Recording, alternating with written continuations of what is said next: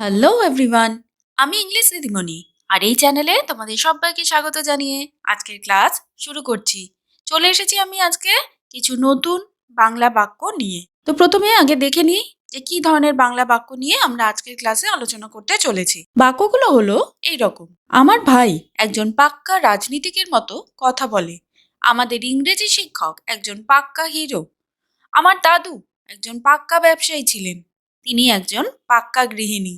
লোকটা একটা পাক্কা প্রতারক। তো দেখো, এই ধরনের বাংলা বাক্য কিন্তু প্রতিদিনই আমরা কখনো না কখনো বলে থাকি। তাহলে যখন এই ধরনের বাংলা বাক্য আমরা বলছি, তখন প্রত্যেকটা বাংলা বাক্যতেই কিন্তু আমরা একটা শব্দ দেখতে পাচ্ছি। আর সেই শব্দটা কি? সেই শব্দটা হচ্ছে পাক্কা। তো যখন আমরা এই পাক্কা এই শব্দটা বলি, তো এটার মাধ্যমে আমরা মানে কি বোঝাই?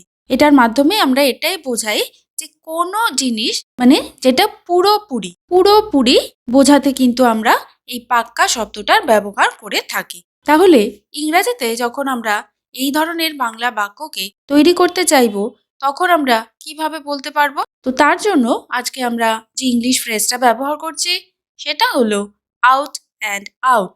Out and out. তাহলে এবার এই আউট অ্যান্ড আউটকে আমরা বাংলা বাক্যগুলোতে বসিয়ে দেখে নেব যে ইংরাজিতে কিভাবে আমরা এই সেন্টেন্সগুলো তৈরি করে নিতে পারি। তবে তার আগে এই চ্যানেলে যদি কেউ নতুন হয়ে থাকো যে এখনো চ্যানেলটাকে সাবস্ক্রাইব করোনি, সে কিন্তু অবশ্যই চ্যানেলটাকে সাবস্ক্রাইব করে নিও আর তার সাথে পাশে থাকা বেল বাটনটা প্রেস করতেও ভুলো না। আমাদের আজকের ক্লাসে প্রথম বাংলা এক্সাম্পল সেন্টেন্স হচ্ছে লোকটা একটা পাক্কা প্রতারক। লোকটা একটা পাক্কা প্রতারক। ইংরেজিতে কিভাবে বলতে পারি?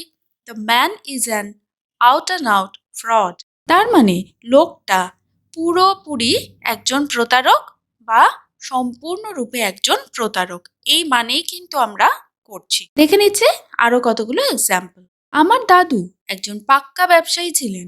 My grandfather was an out and out businessman. My grandfather was an out and out businessman. তিনি একজন পাক্কা ব্যবসায়ী ছিলেন, মানে তিনি আপাদমস্তক একজন ব্যবসায়ী ছিলেন। তিনি সম্পূর্ণরূপে একজন ব্যবসায়ী ছিলেন বা তিনি পুরোপুরি একজন ব্যবসায়ী ছিলেন। এই এতগুলো অর্থ কিন্তু আমরা এই একটা পাক্কা শব্দ দ্বারা বোঝাচ্ছি, যেটাকে কিনা আমরা ইংরাজিতে আউট অ্যান্ড আউট এই ইংলিশ ফ্রেজ ব্যবহার করে বোঝাচ্ছি। নেক্সট সেন্টেন্স: আমাদের ইংরেজি শিক্ষক একজন পাক্কা hero. Our English teacher is an out and out hero. Our English teacher is an out and out hero. আমার ভাই একজন পাক্কা রাজনীতিকের মতো কথা বলে। My brother talks like an out and out politician. My brother talks like an out and out politician. Next sentence: তিনি একজন পাক্কা গৃহিণী। She is an out and out homemaker. She is an out and out homemaker.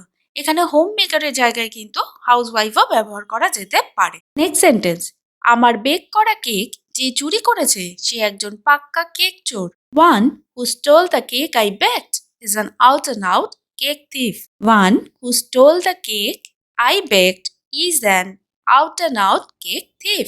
চলে এসছি আমরা আমাদের আজকের ক্লাসের একদম লাস্ট সেন্টেন্সে, আর এটাই হচ্ছে আজকে তোমাদের সকলের জন্য হোমওয়ার্ক। সেন্টেন্সটা হচ্ছে সাধুটা একজন পাক্কা ভণ্ড। কিভাবে আজকে যে ইংলিশ ফ্রেজটা আমরা শিখলাম মানে আউট অ্যান্ড আউট, সেটাকে এই বাংলা বাক্যে বসিয়ে ইংলিশ সেন্টেন্সটা তৈরি করতে হবে এবং কি হবে সেই ইংলিশ সেন্টেন্সটা, সেটাই কিন্তু তোমরা আমাকে আজকের কমেন্ট সেকশনে লিখে জানাবে। তাহলে দেখা হবে তোমাদের সকলের সাথে এরকমই আরো একটা ভিডিওতে আরো কিছু ইউজফুল কন্টেন্টের সাথে। ততক্ষণ অবধি তোমরা সকলেই ভালো থেকো, সুস্থ থেকো। Stay safe and healthy. Bye bye. Thank you.